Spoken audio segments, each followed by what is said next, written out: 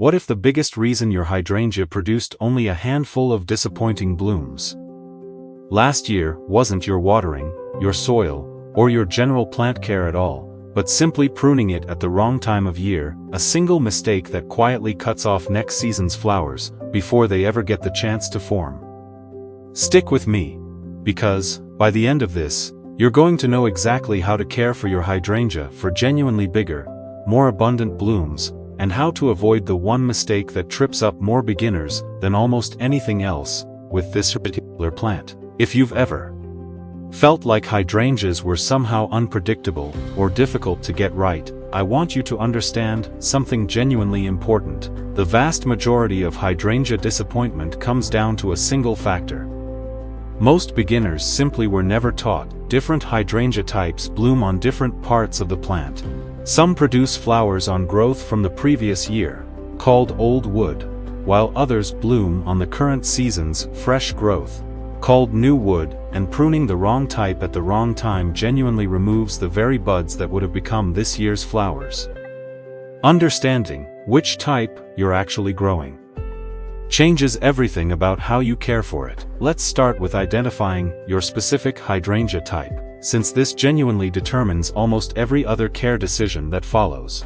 Bigleaf hydrangeas, sometimes called mophead or lacecap hydrangeas, are the classic large, round-bloomed variety most people picture, and they genuinely bloom on old wood, meaning the flower buds for this year's blooms actually formed on last year's stems during the previous summer and fall.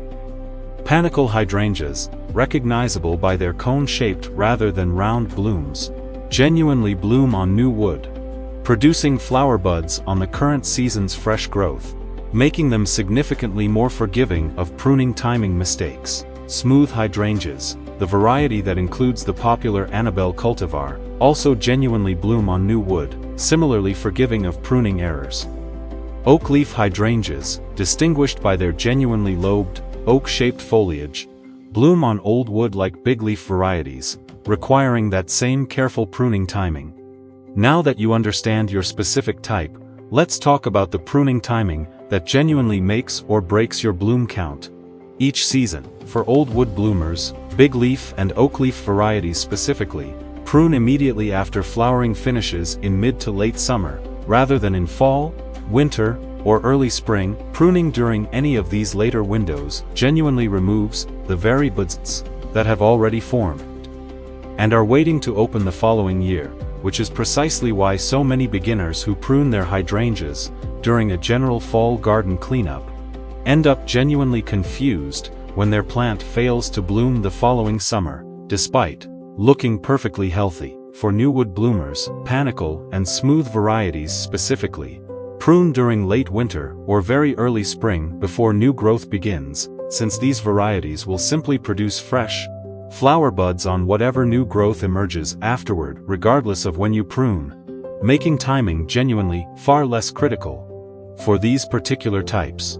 Now let's talk about light and temperature, because hydrangeas genuinely have more specific preferences here than many beginners initially expect. Most hydrangeas perform best with morning sun and afternoon shade, roughly 4 to 6 hours of direct light total. Intense, unfiltered afternoon sun, particularly in hotter southern regions, genuinely causes wilting and scorched leaf edges, even in well-watered plants, while too much shade produces a healthy-looking plant with genuinely disappointing, sparse flowering. As for temperature, most hydrangeas thrive in the same 60 to 80 degree range that suits many common garden plants, though it's genuinely worth noting that bigleaf hydrangea flower buds, having all formed the previous year, are specifically vulnerable to a late spring frost after they've already begun to swell, a genuinely common cause of a bloomless season in regions with unpredictable spring cold snaps. Even when pruning timing was handled correctly, it's genuinely worth knowing about a newer category of bigleaf hydrangea, specifically bred to sidestep the old wood pruning timing problem altogether. Reblooming varieties like the Endless Summer series produce flowers on both old and new wood, meaning even if a hard winter or a poorly timed pruning damages the previous year's growth, the plant genuinely still has a second chance to bloom later that same season from fresh, growth. These reblooming varieties have become genuinely popular specifically among beginners, precisely because they're considerably more forgiving of the exact mistakes that trips up so many first-time hydrangea growers, though it's worth noting they still generally produce their most abundant, earliest flush from old wood. So understanding and following correct pruning timing genuinely remains worthwhile. Even with a reblooming variety, rather than treating it as a total workaround, for gardeners working with limited space or wanting more direct control over soil conditions, specifically for color manipulation, growing hydrangeas in large containers offers a genuinely practical alternative to an in-ground planting. Container growing lets you use a specifically formulated, pH-controlled potting mix from the very start, giving you significantly more direct, immediate control over bloom color than trying to gradually shift an established in-ground bed's native soil chemistry. Choose a genuinely large container, at least 18 to 24 inches in diameter, since hydrangeas develop substantial root systems and will genuinely struggle and dry out too quickly in an undersized pot, and be prepared to water container-grown hydrangeas even more frequently than in-ground plantings, since containers naturally lose moisture faster than garden soil, often requiring daily watering during the height of summer heat. It's also worth understanding that hydrangeas genuinely respond to their specific regional climate in ways that go beyond the general light and temperature guidelines already discussed. In the coldest parts of the country, big-leaf hydrangea flower buds can genuinely fail to survive a particularly harsh winter even without any pruning mistakes at all, since the old wood carrying next year's buds is directly exposed to whatever winter conditions arrive. Gardeners in genuinely cold northern climates often find considerably more reliable success with panicle or smooth hydrangeas, specifically because their new wood blooming habit means winter damage to old stems simply doesn't threaten the following season's flowers the way it genuinely does for big leaf varieties. Choosing your hydrangea type with your own regional climate honestly in mind, rather than simply picking whichever variety looks most appealing at the garden center, genuinely prevents years of frustration for gardeners in climate zones where big leaf hydrangeas are simply fighting an uphill battle against winter conditions from the very start. There's genuinely fascinating scientific research behind hydrangea bloom color specifically, a topic that surprises many beginners once they learn the actual mechanism involved. For big leaf hydrangeas specifically, flower color genuinely depends on soil pH and the resulting availability of aluminum to the plant's roots. Acidic soil, generally below pH 6, allows the plant to absorb aluminum, which combines with the flower's natural pigment to produce blue blooms, while alkaline soil, above pH 7, blocks aluminum uptake, resulting in pink blooms instead. This is precisely why the same big leaf hydrangea variety can genuinely produce different colored flowers depending purely on the soil chemistry of wherever it's planted. A real, well-documented chemical phenomenon rather than simply a matter of different plant varieties.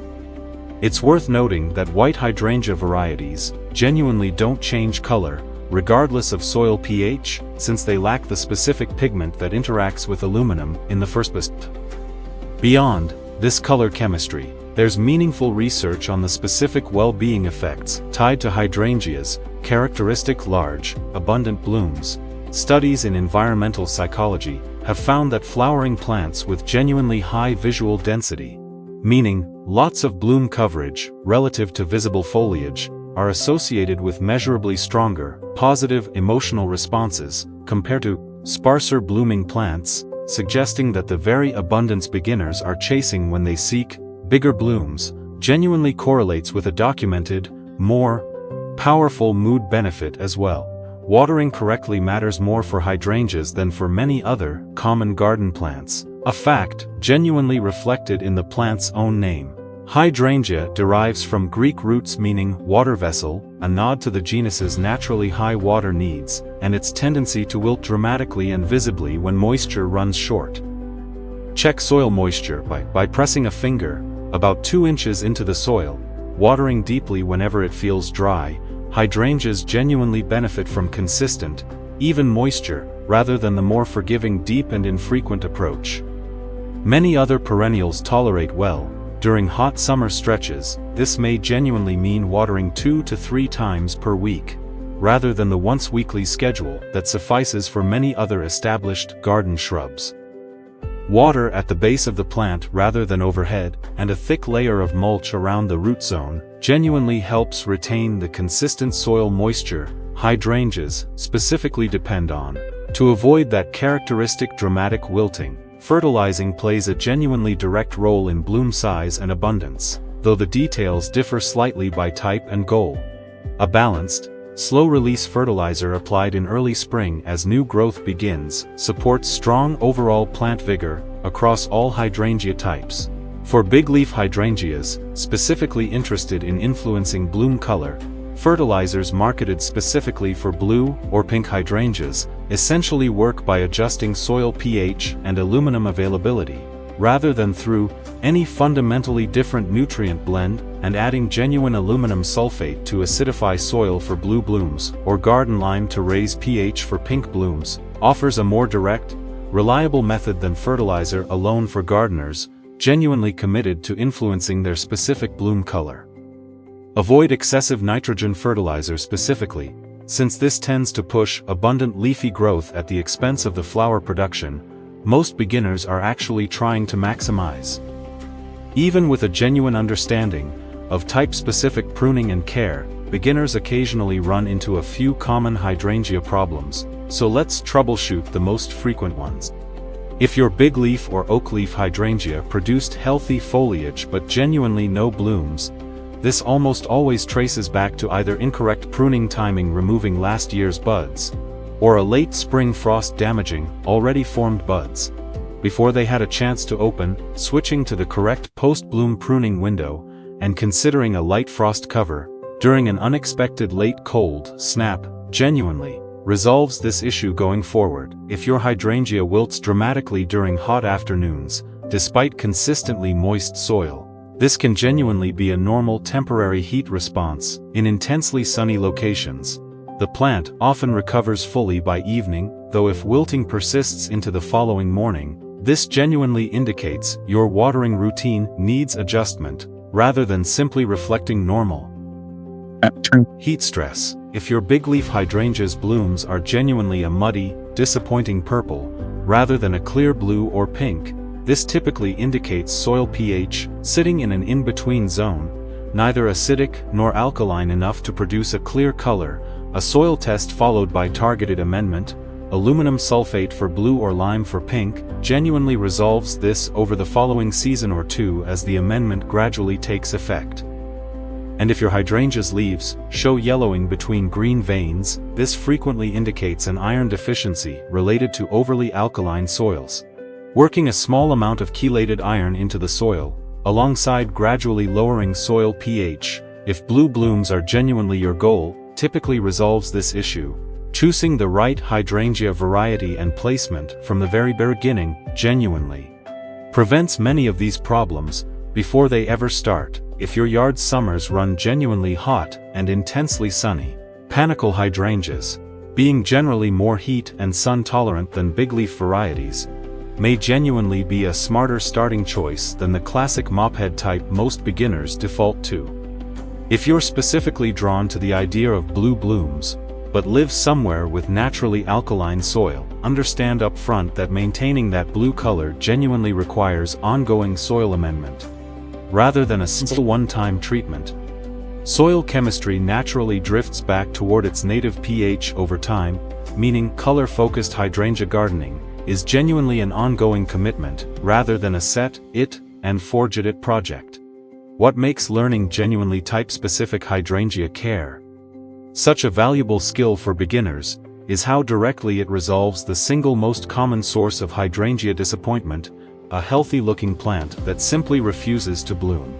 Once you understand whether your specific hydrangea flowers on old or new wood, and prune accordingly, the rest of hydrangea care genuinely becomes remarkably straightforward: consistent water, appropriate light, and a bit of seasonal fertilizer. So before you prune your hydrangea this year, Take a moment to genuinely identify which type you're growing. Round mophead blooms mean old wood and post-bloom pruning. Cone-shaped panicle blooms mean new wood and late winter pruning, and adjust your approach accordingly. You'll likely find that this single piece of correctly applied knowledge transforms your hydrangea from an unpredictable disappointment into the genuinely reliable, abundantly blooming centerpiece it was always capable of becoming. If you love learning about seasonal flowering plants, vegetables, gardening tips, and nature care, don't forget to like, share, and subscribe to Nature Nurture Hub, your home for year-round garden inspiration. Let's keep growing together.